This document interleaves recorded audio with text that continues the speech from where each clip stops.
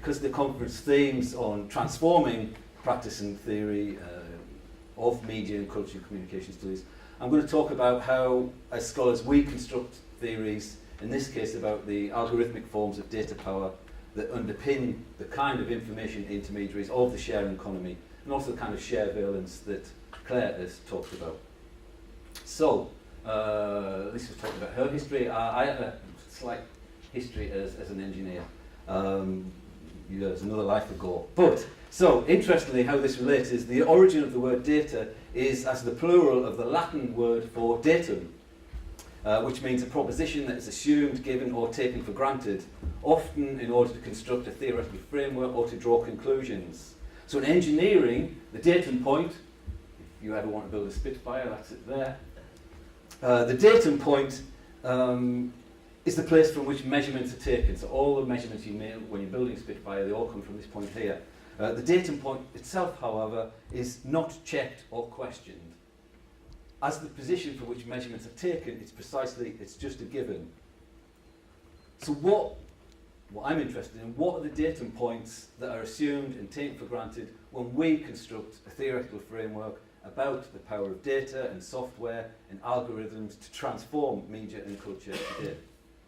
And so to answer this question, I'm going to turn to someone who is perhaps the theorist of power and someone who's already been mentioned a few times in this conference, Foucault. And in a 1980 interview, Foucault insists on remaining anonymous. And he does so out of a nostalgia for a time when, being quite unknown, what I said had some chance of being heard. The effects of the book might land in unexpected places and form shapes that I'd never thought of. I'm going to come back to some of the ways we can make our own work less easy to read and so land in unexpected places. But there's kind of another reason I'm interested in this masked philosopher interview, and this concerns a remark that he makes that books, universities, learned journals are also information media. It's important to emphasise this fact when thinking about some of the datum points that we take as given when we construct a theoretical framework or draw conclusions about things like data and code and software and algorithms, the kind of thing that underpin the sharing economy. Because as far as the majority of us are concerned, books and journals, they're just something required to be involved in as part of our professional activity. So we may think critically about the media in relation to data, visualization, and analytic dashboards are trendy at the moment, I notice, or the algorithmic surveillance that Mandy Rose mentioned yesterday.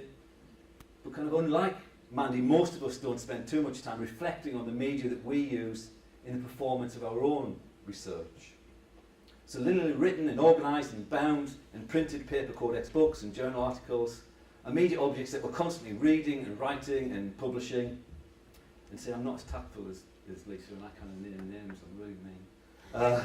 But this political institutional system of production and control, complete with its inherited disciplinary protocols of status and advancement and recognition, it's become so naturalised that it's not something we're either willing or able to devote much critical attention to.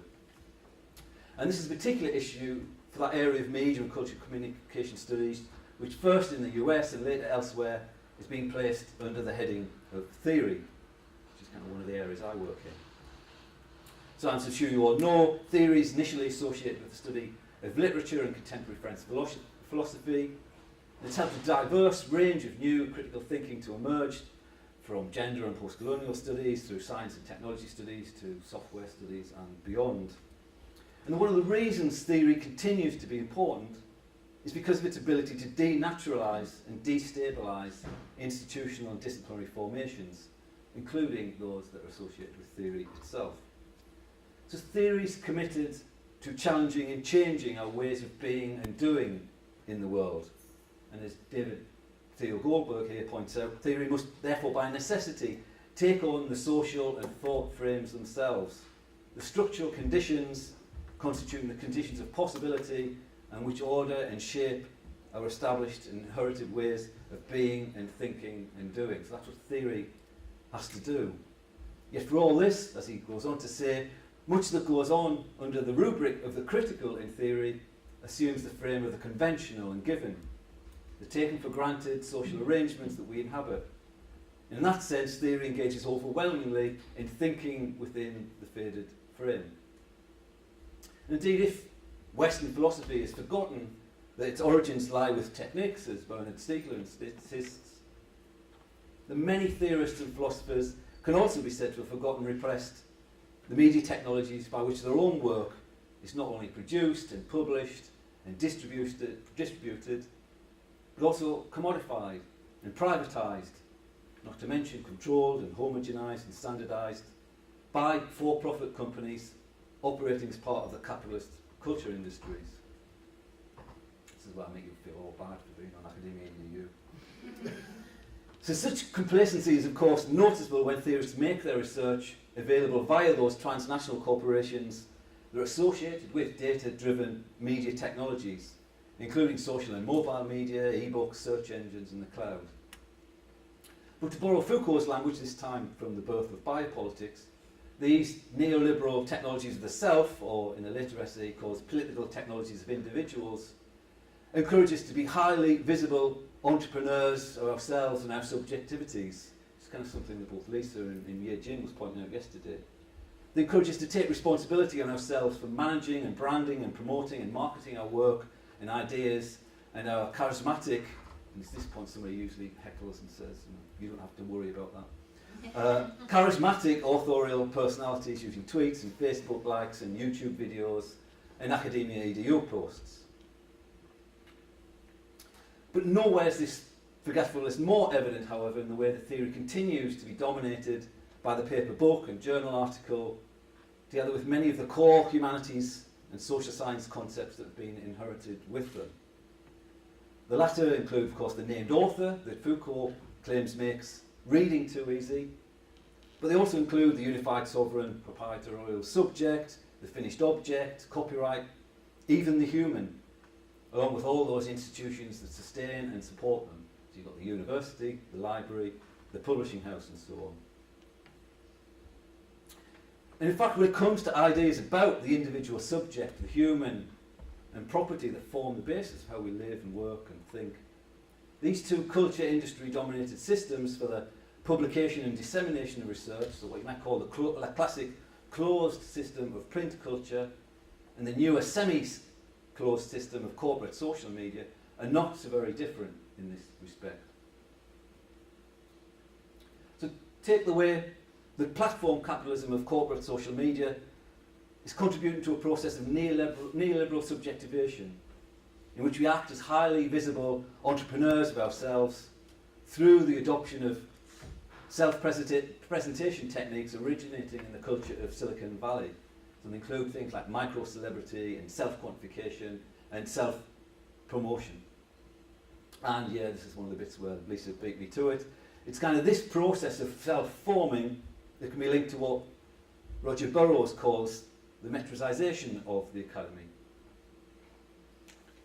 So Burrows coins this term to describe how university professors and lecturers and even postgraduate students are being exposed to a swathe of techniques for measuring our teaching loads and our journal citations and grant income and research outputs and impact. There will be a bit at the end of the paper where it kind of goes up and is more optimistic, but we're subject to all this, many of them being enacted automatically via code and software and algorithmic forms of power. And drawing on the work of Rosalind Gailey notes that such quantified control has left a large number of us feeling exhausted and stressed and overloaded, suffering from insomnia, experiencing feelings of shame and aggression and guilt. But I also kind of think it relates to the sort of compulsion and the checking and the nerves and the boredom that Rebecca was talking about.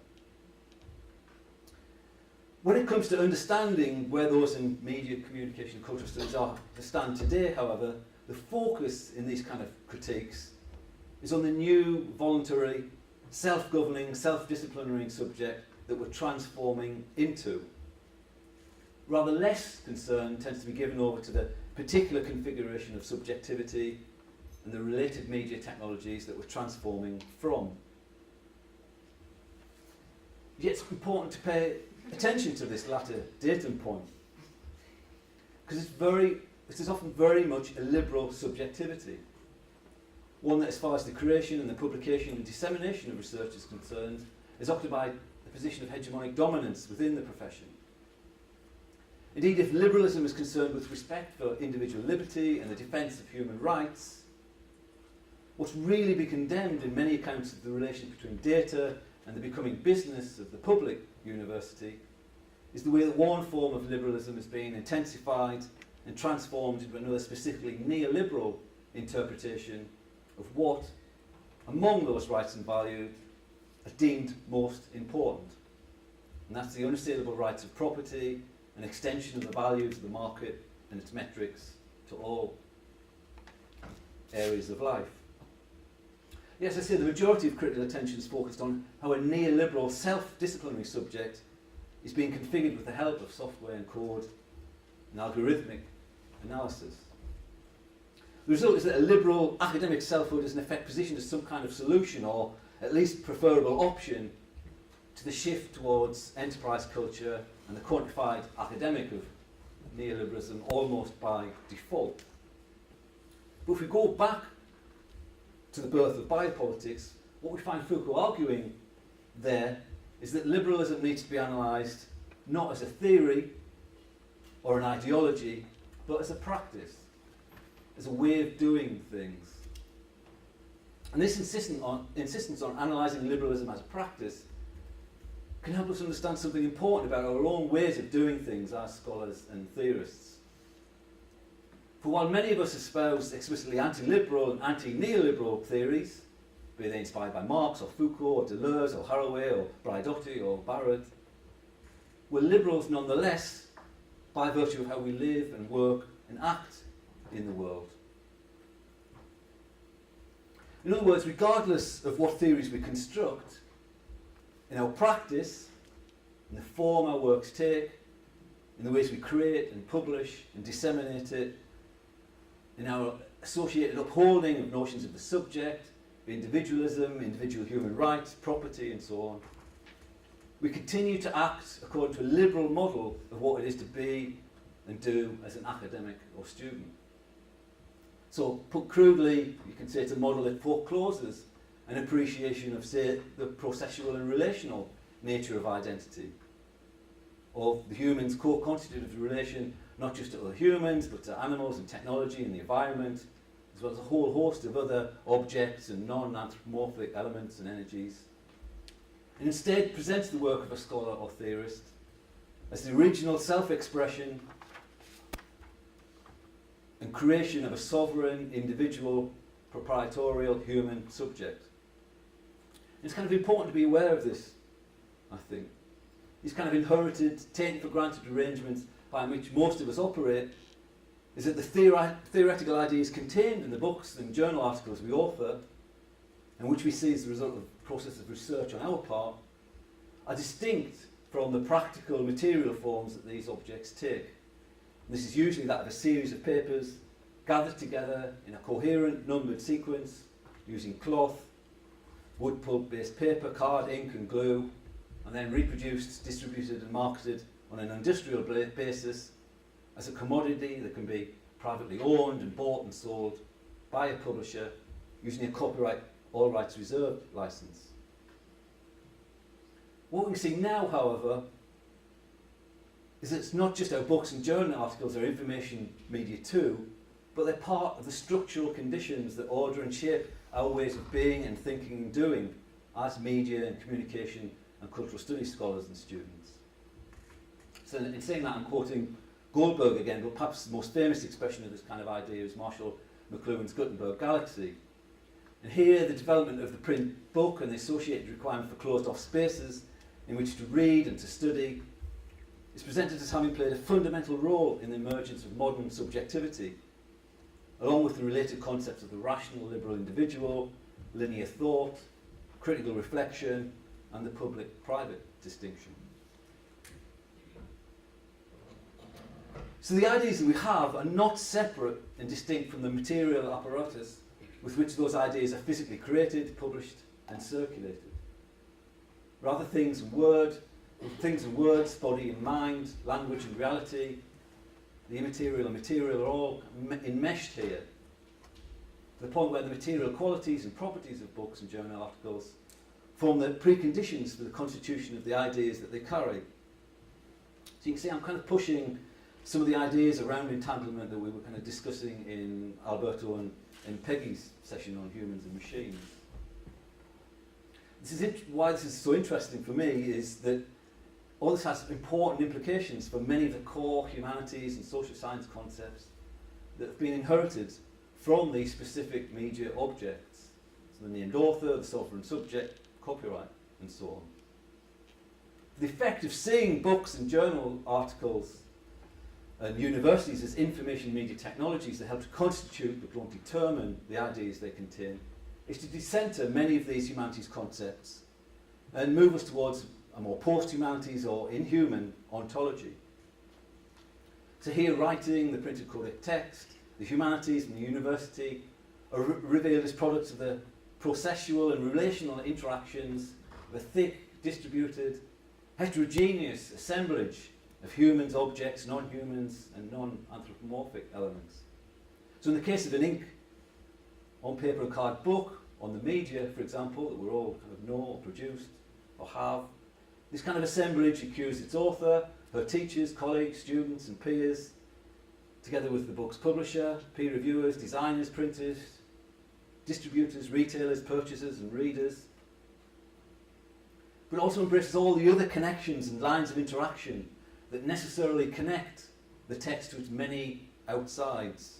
So you've got the labour and resources used in the book's production and distribution, the minerals and the metals and plants and dyes and oils and salts and pigments. You've got the shipping and container costs and the environmental impact, as well as the copyright licence that it's published under, the controls the sites through which the book can and cannot move. So a for-profit retailer such as Amazon, but not a free text sharing network such as ARG. But it also follows that if the material forms with which ideas are created change, then so do the ideas themselves, and with them human subjectivity and consciousness. And this is significant because for some we currently are in the process of leaving the Gutenberg galaxy of the book and privacy and the rational liberal human subject that's skilled in critical reflection. So consider the way, this is something that came up around Isla Kate's talk earlier, consider notions of privacy and the way that they're being transformed. We increasingly no longer require closed-off spaces in which to study print books in silence. Instead, we're reading combinations of print and other media in public, on laptops, in coffee shops that resemble libraries, while travelling on public transport, using mobile media that track our locations, and in online social networks that encourage us to make personal information publicly available by sharing our likes and what's happening with us, but which also judge and shame us if we make a mistake or otherwise go against social norms. And that really wasn't the worst photo I could get.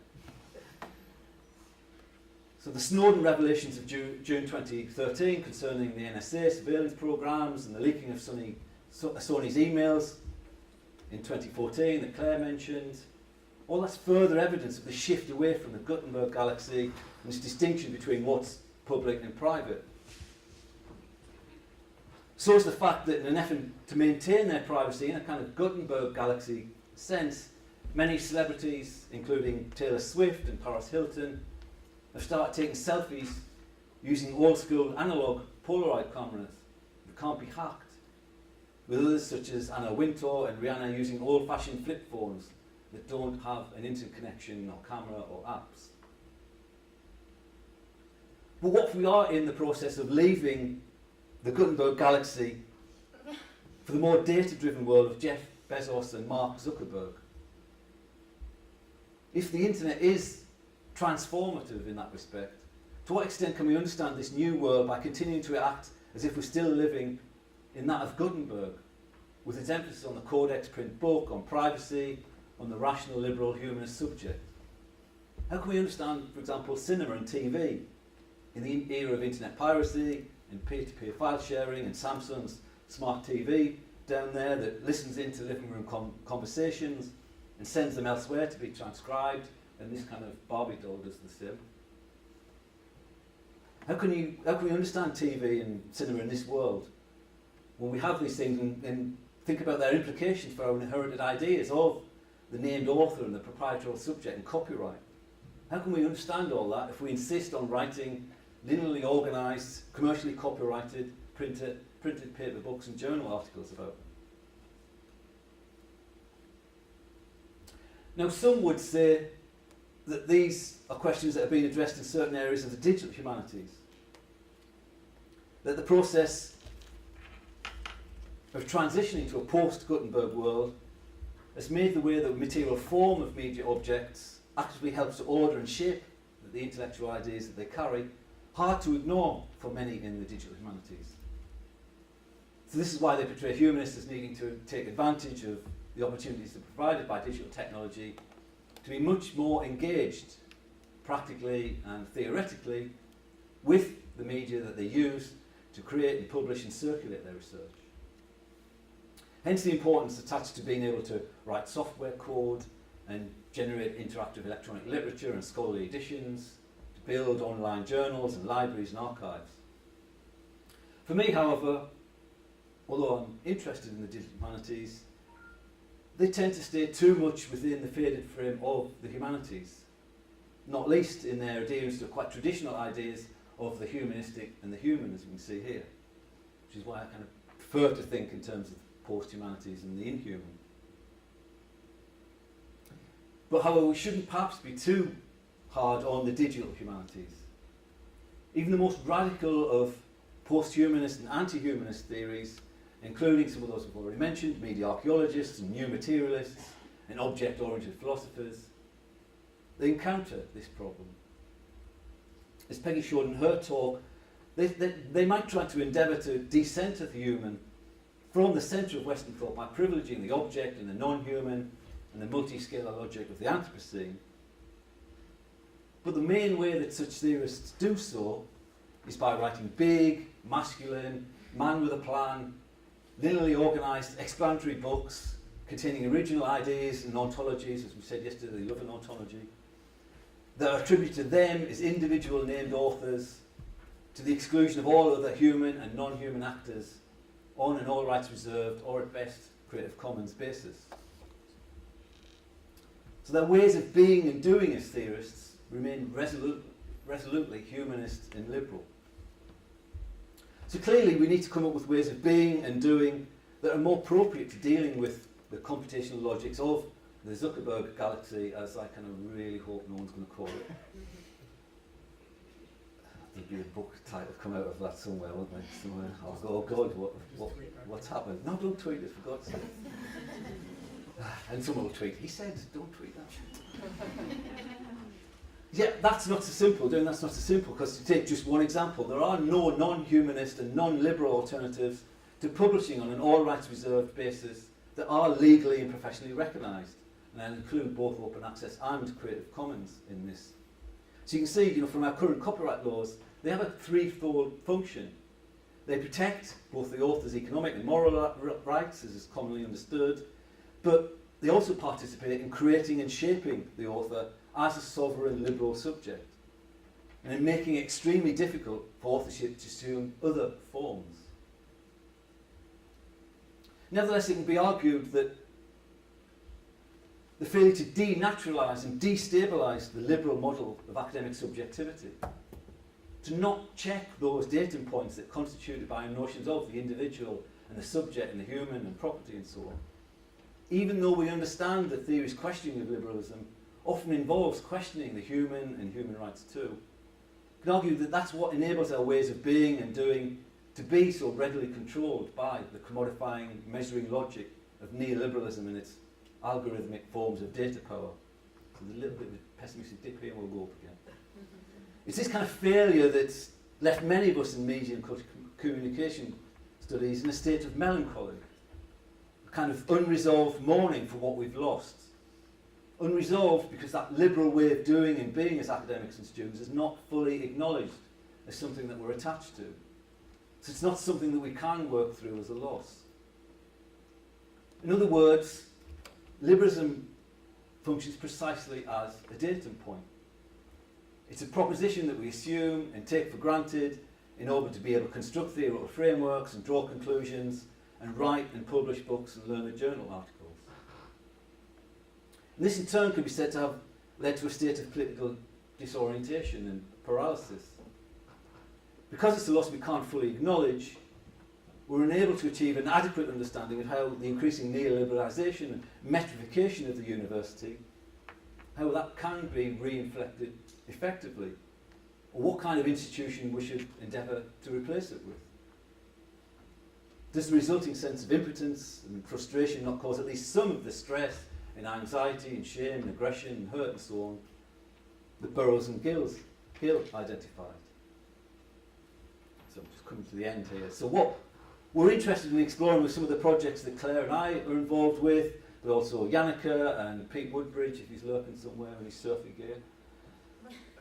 Projects such as Open Humanities Press and the Culture Machine Journal and podcasts and the Liquid and Living books, and as well as the Photo Mediations Machine Open Book that Camilla talked about yesterday. What we're interested in exploring is how we can operate differently with regard to our own work and role and practices as theorists, to the point where we actually begin to confront and think through and take on some of the implications of the questions that are raised by our theory for some of the datum points we otherwise take for granted when we're constructing a theoretical framework or drawing conclusions. In other words, what we're interested in is we're interested in experimenting, and that's something that Jamie talked about yesterday and emphasised the importance of. We're interested in experimenting with new ways of being and doing as theorists of media and culture and communications. Ways that are not simply humanist and liberal, which don't take our inherited humanities and social sciences ideas of the sovereign, proprietary subject, the finished object, copyright, the university, the publishing house, and so on as given. For us, this is the kind of chance we need to take for our work to be less easy to read, including biometrics, and for it to have a chance of landing in unexpected places and to form shapes that we have never thought of. Thanks very much for listening. Appreciate it.